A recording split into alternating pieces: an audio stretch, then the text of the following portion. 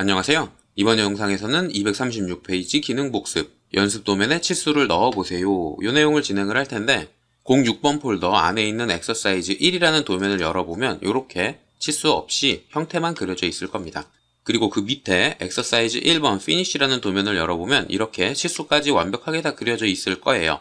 이렇게 완성 파일처럼 치수를 한번 추가해 보겠습니다.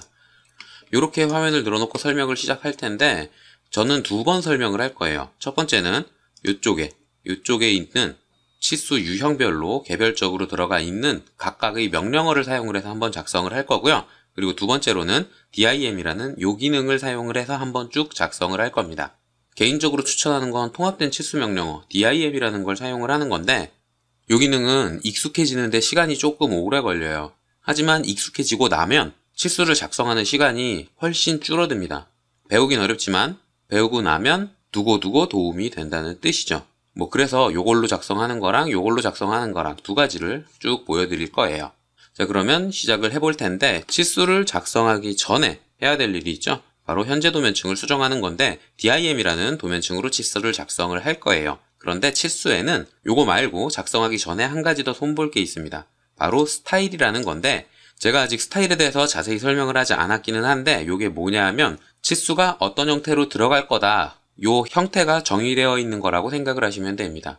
문자 높이는 어떻고 화살표의 크기는 어떻고 그런 것들이 자세하게 정의가 되어 있는 건데 요 내용은 뒤에 챕터에서 자세히 한번 다뤄볼 거예요. 자, 어쨌든 요번 연습 문제에서는 dim이라는 도면층으로 작성을 하고 dim이라는 스타일로 작성을 할 겁니다. 이렇게 두 가지를 다 설정을 했으면 이제 치수를 작성을 하시면 돼요. 가장 먼저 선형치수를 작성할 텐데 선형치수는 버튼을 사용을 해도 되고 전체 명령어인 dim linear를 다 타이핑을 해도 되지만 dim에서 d, linear에서 li 이렇게 세 글자 단축 명령어를 사용을 하셔도 됩니다. 기능을 실행하고 나면 첫 번째 치수 보조선의 원점, 그러니까 어디서부터 측정을 할 거냐라고 물어보는데 저는 105라는 거 작성을 하고 120 작성하고 70 작성하고 이 순서대로 작성을 할 거예요. 그러니까 이 끝점 중심선의 한쪽 끝점을 클릭을 해주겠습니다. 여기서부터 여기까지의 거리죠. 그래서 두 번째 치수 보조선의 원점으로 이 중심선의 끝점을 선택을 해줄게요.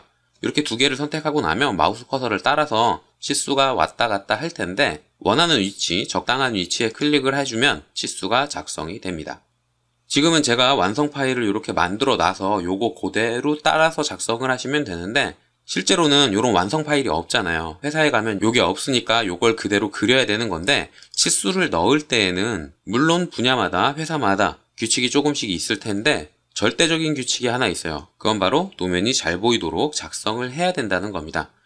요 105라는 숫자가 요렇게 도면의 객체와 겹쳐져 있으면 숫자도 잘 보이지 않고 도면의 형태도 잘 보이지 않게 되죠. 이런 식으로 작성을 하는 게 아니라 숫자도 읽기 편하고 도면의 형태도 읽기 편하도록 작성을 해야 된다는 뜻이에요. 그래서 도면에서는 가급적 치수가 겹치지 않도록 작성을 해주는 게 좋고요. 이렇게 선형 일직선 구간의 치수의 경우 한쪽에 쭉 몰아서 작성을 해주는 게 좋습니다. 그리고 도면을 읽기 편하게 만들기 위해서 반복되는 거에는 작성하지 않아요. 만약 치수를 넣을 도면이 좌우 대칭일 경우에 그럴 때에는 한쪽에만 치수를 작성을 하시면 되는 겁니다.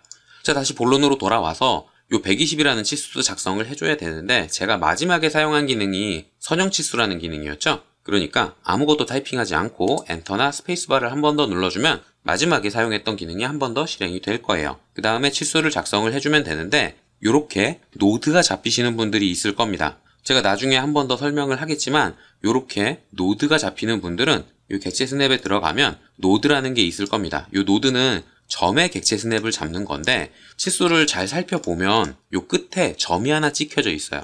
노드라는 객체 스냅을 켜놓게 되면 요 점의 스냅이 잡히는 겁니다.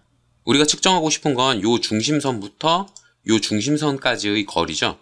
물론 지금은 요 치수의 노드와 요 중심선의 끝점이 정확히 한 점에서 만나고 있기 때문에 그렇게 작성하더라도 치수는 정확하게 들어가긴 할 거예요. 그런데 이렇게 되면 객체와 치수의 연결이 끊어지게 됩니다. 제가 나중에 한 번 더 설명을 하겠지만 객체 스냅을 정확하게 클릭을 하면 객체를 수정했을 때의 치수가 따라서 움직여요. 그런데 치수를 작성할 때의 끝점이 아니라 노드를 클릭했다. 이 노드라는 건 요 객체에 속해 있는 게 아니죠. 요 친구에 속해 있는 거죠. 때문에 객체를 수정하더라도 치수는 수정되지 않게 됩니다. 이 친구를 왼쪽으로 움직이면 이 친구는 따라다니지만 이 친구는 따라다니지 않게 되는 거예요. 치수를 작성할 때 정확한 지점에 객체 스냅을 잡게 되면 연관 치수라는 게 설정이 됩니다. 그래서 치수랑 객체랑 링크가 걸리게 되는데 노드를 잡으면 그 링크가 걸리지 않게 되는 거죠. 그래서 치수를 작성할 때에는 노드라는 걸 빼고 사용을 하시는 게 좋아요. 다시 한번 치수를 객체의 끝점에 잡고 이쪽에 끝점을 잡았습니다.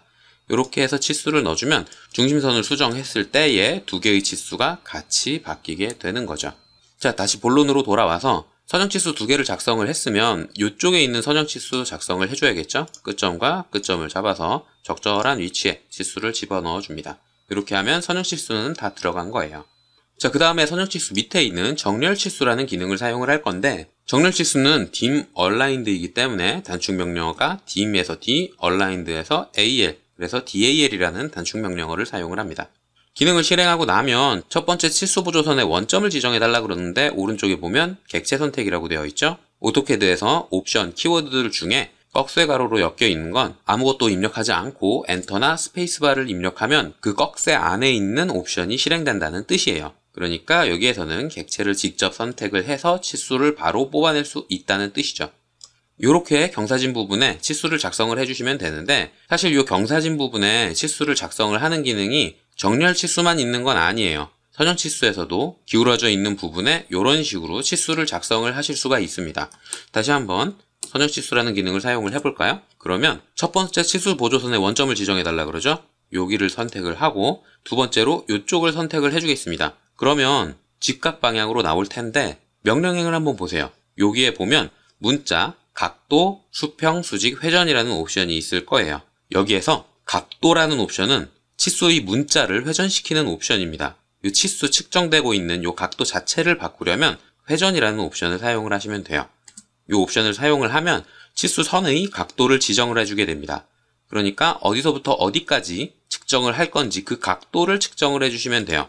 이렇게 점을 두 개 입력하면 기울어져 있는 선형 치수를 작성을 할 수가 있는 거죠. 이 친구랑 뭐가 다르냐? 수정할 때 다릅니다. 움직이는 게 다르죠.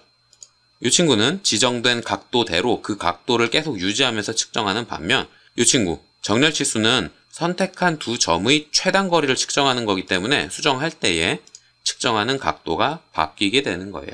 요게 조금 달라서 어떤 분야에서는 요 명령어를 주로 사용을 하기도 합니다. 이렇게 선형 치수에서 옵션을 사용해서 회전된 부분에 이 치수를 넣는 기능도 있고요. 버튼으로는 없지만 독립적인 명령어도 있어요. dim rotated라는 게 있어요. rotated.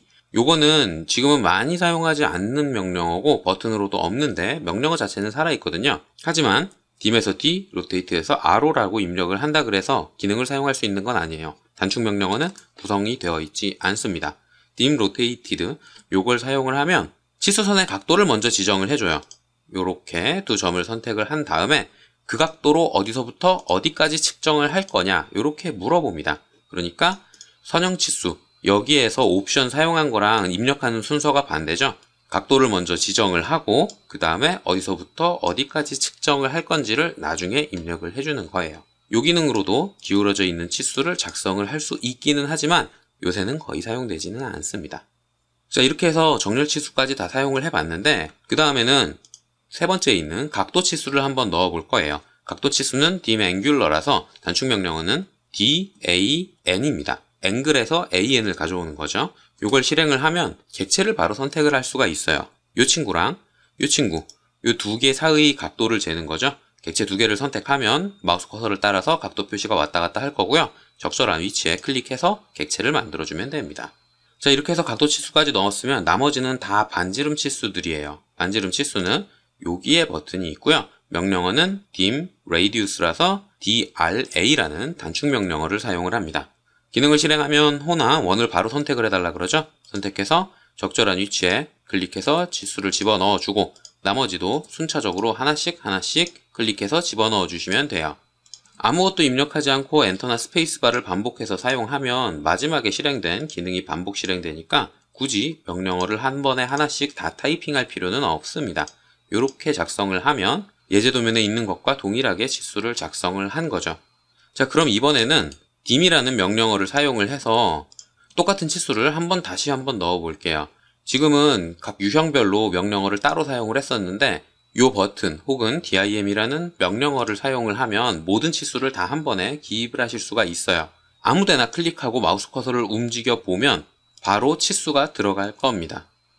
그리고 직교 모드를 풀고 대각선으로 이렇게 두 점을 입력하면 마우스 커서의 위치에 따라 선형 치수가 들어가기도 하고 정렬 치수가 들어가기도 할 거예요. 그리고 명령행을 살펴보면 굉장히 많은 옵션이 있다는 걸 확인을 하실 수가 있는데 마우스 커서가 객체 위에 올라가면 거기에 맞는 옵션으로 바뀌게 됩니다. 실시간으로 옵션이 계속 바뀌어요. 그런데 여기에서 주의할 게 객체 스냅을 사용을 하고 있으면 이 옵션이 내가 원하는 대로 잘 바뀌지 않을 수가 있습니다. 저는 이 사선의 직선 길이를 재고 싶은데 객체 스냅에 중간점이나 근처점이나 직교점이나 이런 게 다 켜져 있어서 객체 자체를 선택하기가 힘들거든요. 그래서 이 기능을 사용을 할 때에는 F3번으로 객체 스냅을 껐다 켰다 해가면서 사용을 하시는 게 좋아요. 객체 자체의 치수를 뽑을 때에는 객체 스냅을 끄고 객체의 특정 지점을 클릭하고 싶다 그럴 때에는 객체 스냅을 켜는 거죠. 이런 식으로 활용을 해서 작성하면 조금 더 치수를 쉽게 넣으실 수가 있는데 하나씩 순차적으로 넣어 볼게요. 가장 먼저 직선 구간의 치수를 넣어야겠죠? 요 끝점부터 요 끝점까지 치수를 집어넣는데 마우스 커서를 잘 조절해서 선형 치수가 들어가도록 만들어줍니다. 그 다음에 여기서부터 여기까지 다시 재도되기는 하는데 dim이라는 기능을 사용하면 치수에 다른 기능들도 사용을 할 수 있기 때문에 이렇게 연속치수라는 기능도 사용을 하실 수가 있어요. 이 기능은 별도의 명령어가 있기 때문에 그 명령어로 사용을 하실 수도 있긴 하지만 뒤에 챕터에서 어떻게 쓰는지 자세히 다룰 겁니다. 이 상태에서 엔터나 스페이스바를 누르면 dim continue라는 연속치수라는 기능은 취소되었지만 dim이라는 기능은 그대로 남아있어요. 그래서 커맨드가 끊이지 않도록 치수를 계속 작성을 하실 수가 있습니다. 옵션 키워드 안에 들어갔다가 나오면서도 dim이라는 기능은 계속 실행되고 있는 거죠. 자, 마지막 구간, 이 구간에 객체 스냅을 켜고 여기서부터 여기까지 선형 치수를 작성을 해주겠습니다. 그 다음에는 요 정렬 치수를 작성을 해줄 텐데 선 자체에서 길이를 뺄 거니까 F3번으로 객체 스냅을 꺼준 다음에 클릭해서 적절한 위치에 갖다 놓고 치수를 작성을 하면 되겠죠. 그 다음에 각도 치수를 작성을 할 텐데 각도 치수는 객체를 여러 번 선택해야 되기 때문에 옵션 키워드를 써야만 사용을 하실 수가 있어요. 각도라는 옵션을 사용한 다음에 방법은 똑같습니다. 여기서부터 여기까지 측정을 해라. 이렇게 치수를 넣어주시면 됩니다. 그리고 나머지는 다 반지름 치수죠. 반지름 치수 작성할 때에는 객체 스냅이 꺼져 있는 상태가 좋으니까 F3번 활용해서 객체 스냅을 꺼주고요. 순차적으로 하나씩 선택해서 치수를 쭉쭉 넣어주시면 됩니다. 자, 그런데 지금 제가 치수를 넣고 있는데 원에서는 지름 치수가 들어가고 있죠. 요걸 바꿔주려면 반지름이라는 옵션을 사용을 해서 반지름 치수로 바꿔주시면 돼요. 반지름 치수로 들어가고 있다 할지라도 지름이라는 옵션으로 지름 치수로 바꿔주실 수도 있습니다. 편한 대로 원하는 대로 옵션 키워드들을 사용해 가면서 치수를 하나씩 집어넣으면 되는 거죠. 이렇게 반복해서 클릭해서 치수를 다 넣었다. 그러면 엔터나 스페이스바를 사용해서 기능을 끝내주시면 되는 거예요. 이렇게 다양한 치수를 모두 하나의 명령어에서 사용을 하실 수가 있는데 요건 아무래도 옵션 키워드들이 많기 때문에 그리고 상황별로 옵션들이 바뀌기 때문에 각각의 명령어가 있는 요 기존 기능들보다는 익히는데 시간이 조금 더 오래 걸릴 수 있습니다. 자, 이렇게 해서 이번 영상에서는 연습 도면에 선형, 정렬, 각도, 반지름 치수들을 넣어봤어요. 치수를 넣는다는 건 어디부터 어디까지 측정할 건지를 클릭하는 작업의 연속이에요. 단순 반복 작업이라서 그렇게 어렵지는 않을 텐데 그 반복 작업을 조금이나마 줄이려면 각각의 명령어보다는 이 dim이라는 커맨드를 연습을 해보시는 걸 추천을 합니다. 자, 이번 영상은 여기까지고요. 혹시라도 궁금한 게 있다거나 물어볼 게 있는 분들은 댓글이나 이메일을 남겨주시면 최대한 빨리 확인을 하고 답을 드리도록 하겠습니다.